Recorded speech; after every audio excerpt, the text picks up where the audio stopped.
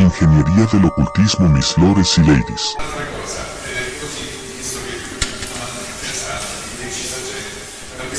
Dado que está tan bien dispuesto,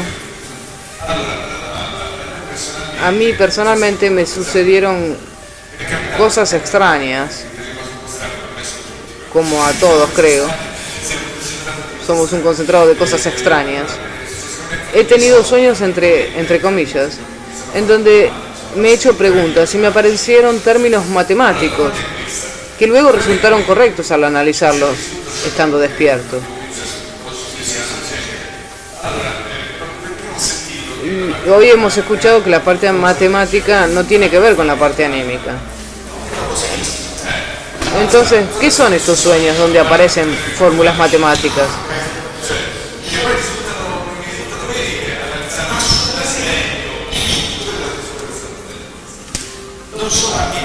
No solo a mí, le ha pasado esto a muchas otras personas trabajando en el campo de la ciencia. Muchos años atrás tenía una alumna próxima a recibirse, era la primera que trabajaba sobre el níquel y yo hacía catalizaciones con el níquel. Hicimos varias pruebas, hicimos 50, 60, 70 reacciones y no salía una. No lográbamos hacer funcionar este catalizador. La muchacha se tenía que recibir y yo estaba realmente involucrado. Una noche voy a dormir y sueño. Aunque sueño muy poco, por lo menos no recuerdo los sueños porque debo tener una censura onírica tremenda. Yo cancelo todo. Bueno, sueño que soy la reacción. Sueño que estoy en el balón de la reacción y que entiendo por qué, porque soy la reacción. Comprendo qué es lo que no funciona. Me despierto y entendí todo. Al día siguiente me encuentro con la muchacha y le digo cuál es el solvente, cuál es la temperatura correcta, la concentración, todo. Y le digo de probar. Ella hace la reacción y le salió. Luego me encuentra y me lo cuenta, preguntándome cómo había encontrado esas condiciones así de extrañas. Y yo le digo que lo había soñado. En ese momento obviamente perdí 10 puntos. Pero fue así, lo había soñado. Y si yo no lo soñaba, la muchacha todavía estaba ahí probando. ¿Qué había pasado? Lo mismo que pasó cuando trabajaba en el Super Spin. Lo soñé. En realidad, esto no depende ni del lóbulo derecho ni del izquierdo. Según mi parecer, depende del hecho de que cuando uno tiene necesidad de una información, se va a pescar en el Akasha, en la biblioteca general. Me di cuenta, por ejemplo, que ideé el Simbad poniendo partes de escritos de Moreno, que Moreno había escrito sobre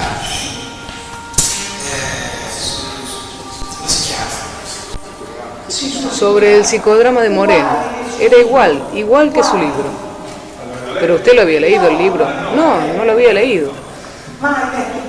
Después me dije, tengo que leer el libro de Moreno, así cuando alguien me pregunta algo puedo responder. Pero era igual. La idea del público es de Moreno, donde el público representa el alter ego. Era igual a lo que yo había hecho. Pero no solo eso, hablando esta noche con alguien sobre la técnica, una de las técnicas que estamos probando, que es una hipnosis con la lateralización del cerebro. Es decir, yo creo que se puede poner en hipnosis mirando solamente al ojo derecho o solamente al ojo izquierdo, o escuchando solamente con el oído derecho o el izquierdo, que se puede poner mucho más rápidamente en hipnosis, porque una de las cosas más interesantes que surgen es que cuando el sujeto resulta engañado por la presencia del alienígena que se presenta, y tal vez el sujeto lo ve como el abuelo muerto, y en cambio es el alienígena, entonces la idea que exponía esta noche antes de venir acá, era mirar al sujeto que te está tomando el pelo, mirar solamente el ojo derecho o solamente el ojo izquierdo, o sea, haciendo trabajar principalmente el lóbulo derecho o principalmente el lóbulo izquierdo para adquirir información. Así se debería crear una dicotomía entre las dos informaciones y eso que está viendo aparece real. Bueno, me acaban de decir que esta es una antigua técnica tibetana.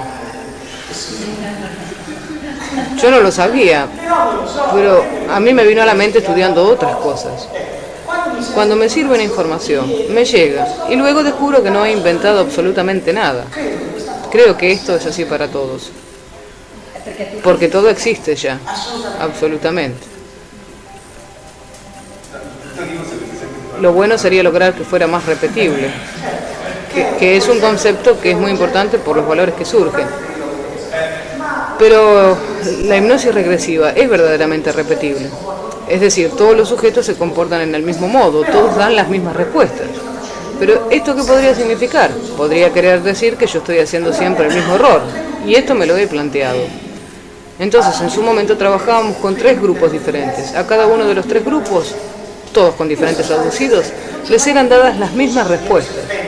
Por ejemplo, la historia del serpiente. Yo jamás hubiera creído que existiera una alienígena serpiente con rostro de serpiente con 2,80 metros de altura. Pero a un cierto punto dije, basta, tengo que creer. Todos me decían lo mismo, no solamente los sujetos que yo trataba, sino todos los de los otros grupos. Las descripciones eran iguales, la uña en el antebrazo, igual.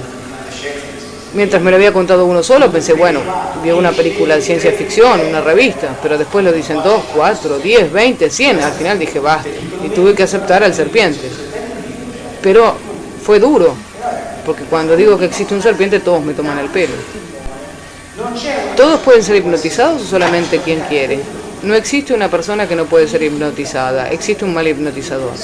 Por lo tanto, todos pueden ser potencialmente hipnotizables, incluso contra su voluntad. No, absolutamente no. Pero hay quienes dicen que es así. No, la voluntad es imbatible. Y es la razón por la cual el ser humano se puede liberar de los alienígenas. Si no fuera así, no podríamos liberarnos de ellos. Es el acto de voluntad el que le da la patada en el trasero al alienígena.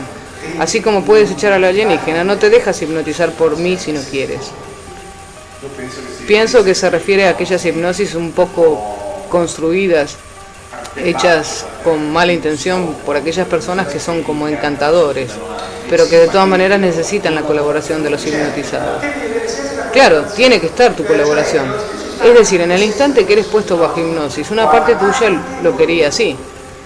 Tal vez te hipnotizaron engañándote y crees estar haciendo algo bueno, pero lo debes querer. Si no, aunque te pueda poner en hipnosis con un engaño, en el instante en que lo logro, es tu voluntad a quererlo. De lo contrario, no se puede.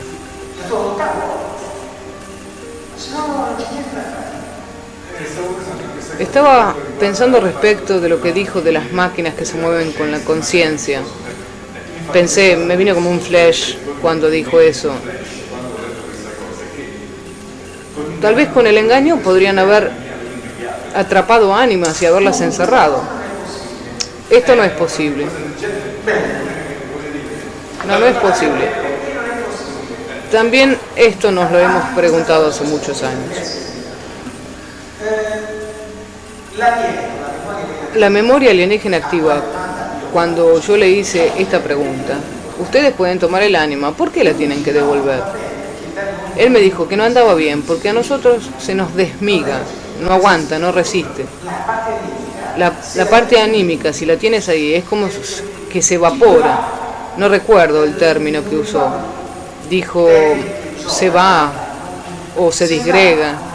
Tengo la sensación que dijo, tipo se disgrega.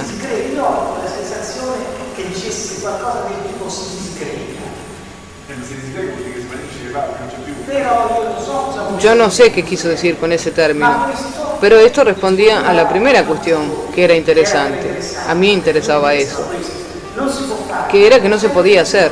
La tienen que devolver siempre a su contenedor. Luego, en un segundo tiempo, tenía la intención de investigar qué significaba técnicamente, pero después no volví sobre el argumento porque mi objetivo principal era tomar al sujeto y liberarlo del alienígena. Luego, por la parte tecnológica, se vería más adelante. Muchos me dicen, ¿por qué no le preguntaste cómo funcionan los platillos voladores? Porque no me interesa, es decir, me interesa por un lado, pero por el otro no me interesa nada, porque yo no necesito los platillos voladores, es el alienígena el que los necesita.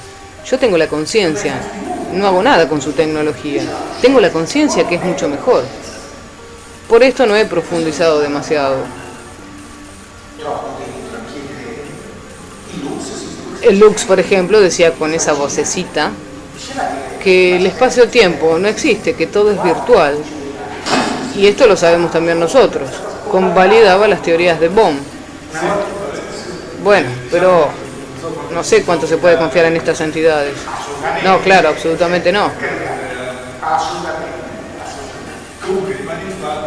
De todas maneras, queda el hecho que con la tecnología fastidian bastante. Volviendo a la conciencia, en uno de sus escritos se dice que se hizo una pregunta sobre el hecho de poder viajar en el tiempo con el cuerpo. Y la respuesta fue que tal vez en épocas pasadas sí fue así, pero que prácticamente se lo consideraba imposible. Por lo tanto, parece que viajar en el tiempo es algo relativo a algo no material, es decir, la materia tiene alguna dificultad. Y esto también coincide con estudios que he hecho en su momento, donde la materia está considerada como el último estadio de la conciencia, con la más baja energía de todas. Pero, no sé, los alienígenas viajan y están hechos de materia.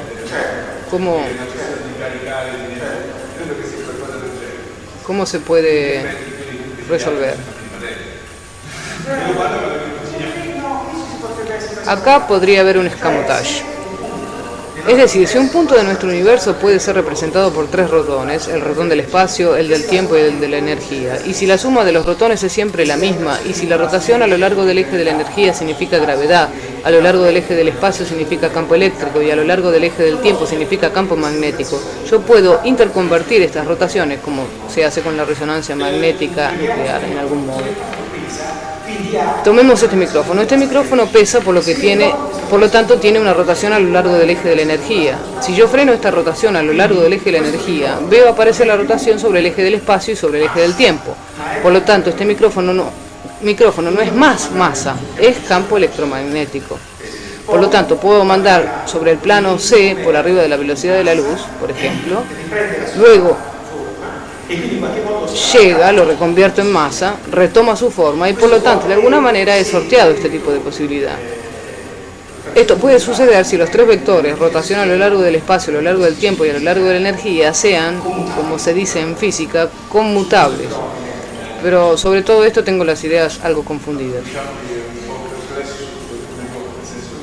Me quedo un poco perplejo por algunas cosas.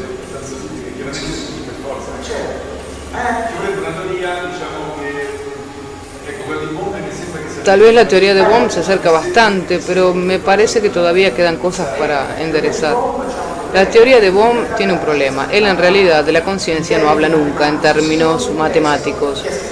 Solamente en un texto que he escrito con Krishnamurti, donde en algún modo la entrevista con Krishnamurti, Bohm pone en evidencia que existe también la conciencia. Y tal vez es aquello que el físico llama parámetros escondidos. Tal vez. Una vez en un libro de ocultismo leí, y aprovecho que usted está todavía acá,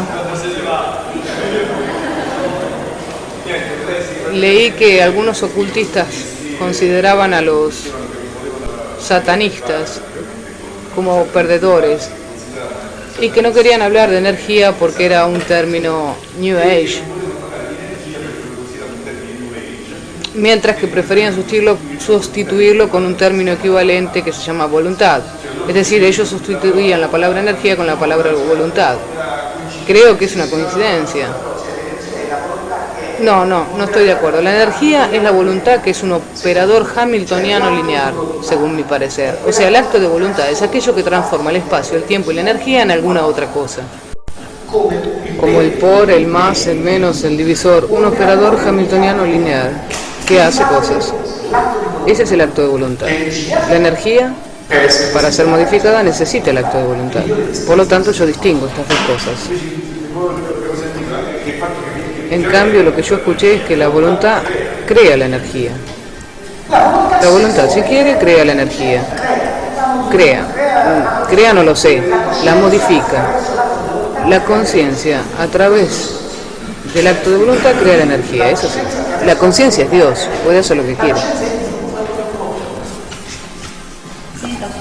Disculpe, si usted dice que no existe la reencarnación, por lo que explicó del espacio y del tiempo, quiere decir que no reencarnaremos más, menos mal.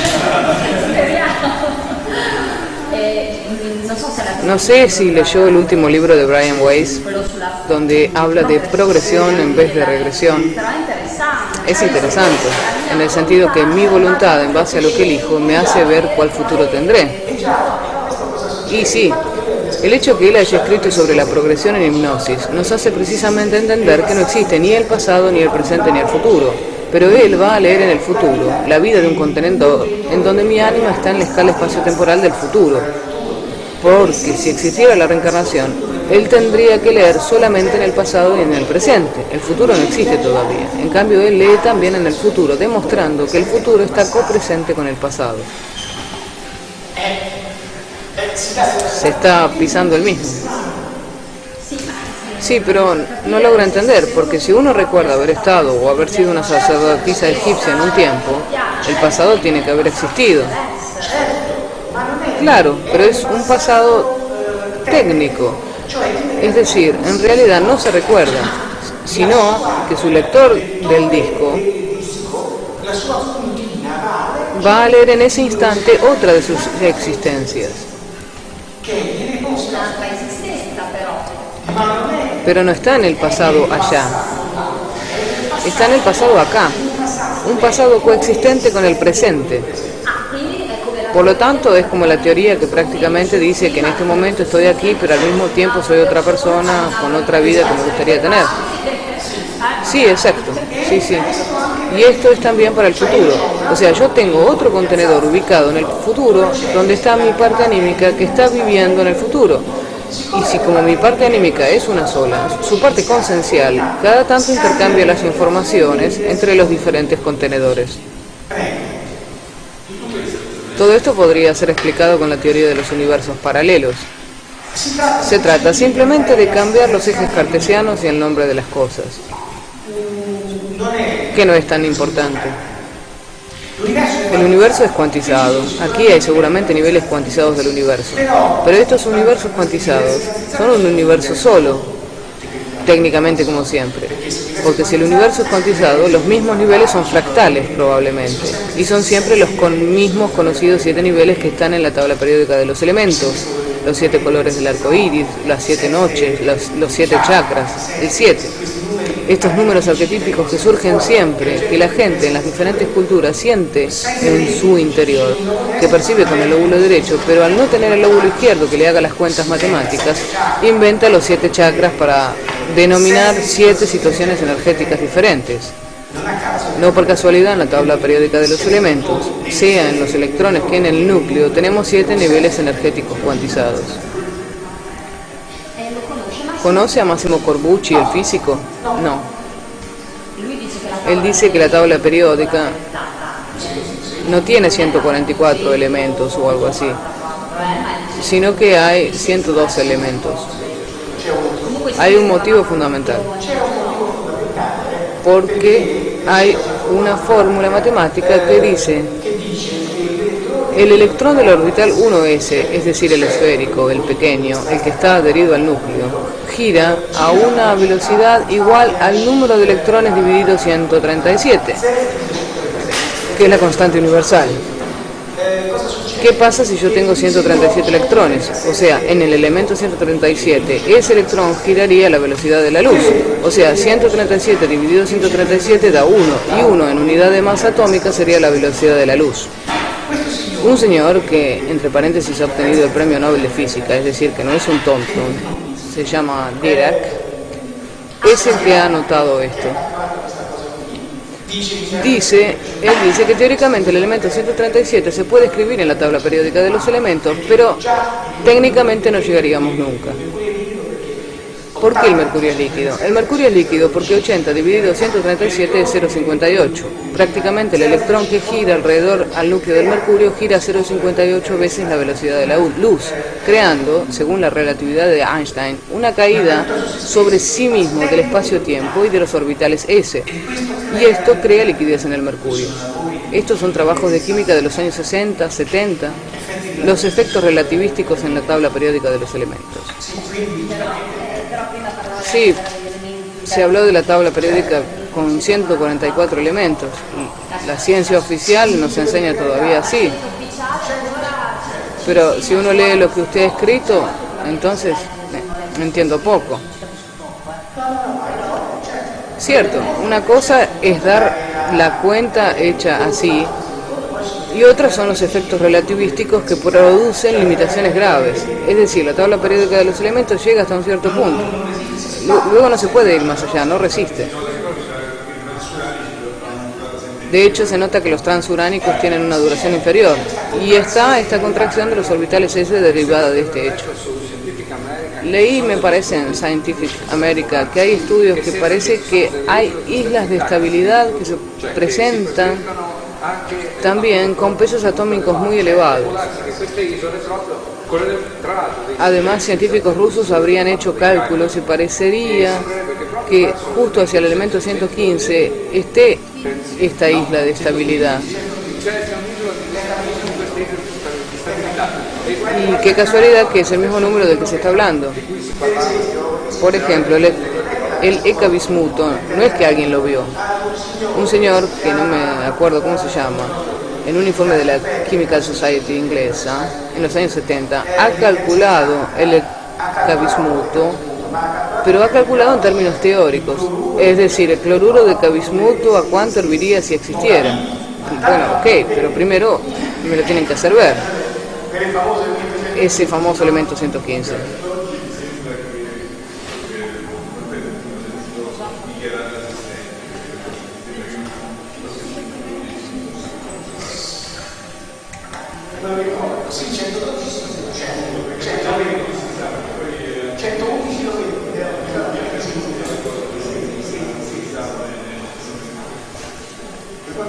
Con respecto al magnetismo, los supermagnetos tienen influencia sobre el espacio, me parece. Pero con respecto al espacio-tiempo, me quedé un poco perplejo. Personalmente lo encuentro un poco extraño. ¿Pero usted conoce algo sobre esta conexión con el magnetismo? Sí, hay algo interesante. Hace muchos años hablé con Philip Corso y él me dijo que llegó un pedazo de material de Roswell que habían tratado con rayos X y que estos habían puesto en evidencia que este fragmento estaba hecho de paladio, iterbio e hidrógeno con una estructura lineal.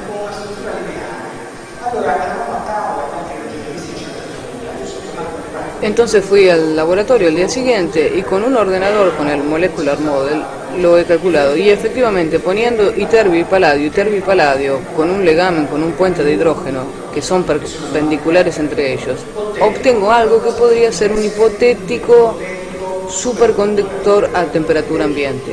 Porque el átomo de paladio con el del iterbio se compenetran uno dentro del otro.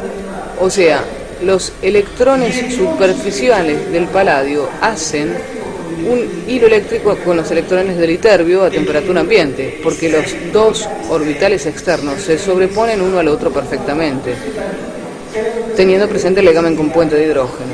Él, Philip Corso, me dijo entonces que no se sabía sintetizarlos. Hoy yo podría hacerlo con la técnica de MVS, vaporización del metal. Metal Vapor Synthesis. Pensaba que había una relación entre la gravitación y el magnetismo. Esto quería decir con el fragmento que ellos habían analizado. Era un superconductor a temperatura ambiente, eso significa. Final. Gracias a ustedes.